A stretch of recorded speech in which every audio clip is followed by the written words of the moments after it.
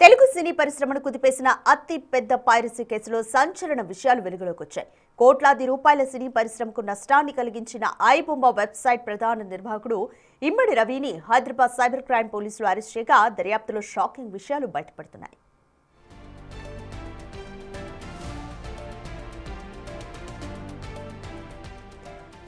ఐబొమ్మ రవికి అంతర్జాతీయ piracy network తో సంబంధాలున్నాయని పోలీసులు గుర్తించారు. అతని నివాసం హైదరాబాద్ కూకట్పల్లిలోని రెయిన్బో విస్టాస్ అపార్ట్మెంట్ లో పోలీసులు జరిపిన సోదాల్లో భారీగా హార్డ్ డిస్క్లను స్వాధీనం చేసుకున్నారు.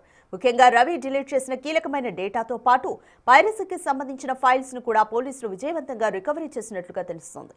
ఈ డేటానే అతని గ్లోబల్ నెట్వర్క్ కు సంబంధించిన లింక్లను ఛేదించడంలో కీలకంగా మారింది.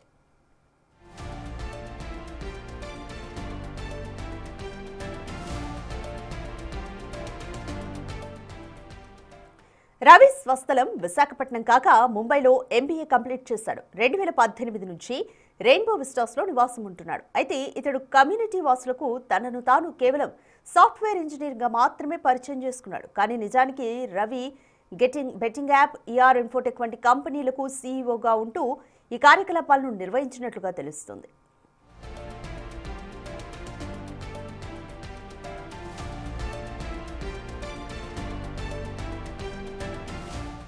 పోలీసులు గుర్తించిన మరో ముఖ్య విషయం ఏంటంటే రవి తాను నివాసం ఉంటున్న రెయిన్బో విస్టాస్ నుంచి అనేక ఐపీ అడ్రస్లను విదేశాలకు బదిలీ చేసినట్లుగా తేలింది.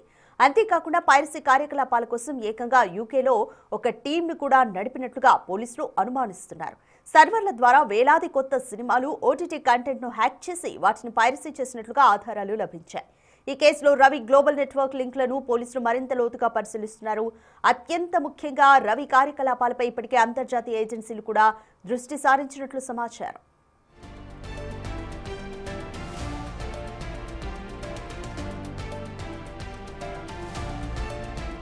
మరి ఈ కేసు దర్యాప్తులో ఇంకెన్ని సంచలన విషయాలు వెలుగులోకి వస్తాయి? ఈ గ్లోబల్ నెట్వర్క్ లో భాగమైన మిగతా వ్యక్తులు ఎవరు? రవిని కస్టడీకి తీసుకున్న తర్వాత పోలీసులు రాబట్టే వివరాలపైన ఉత్కంఠ నెలకొంది.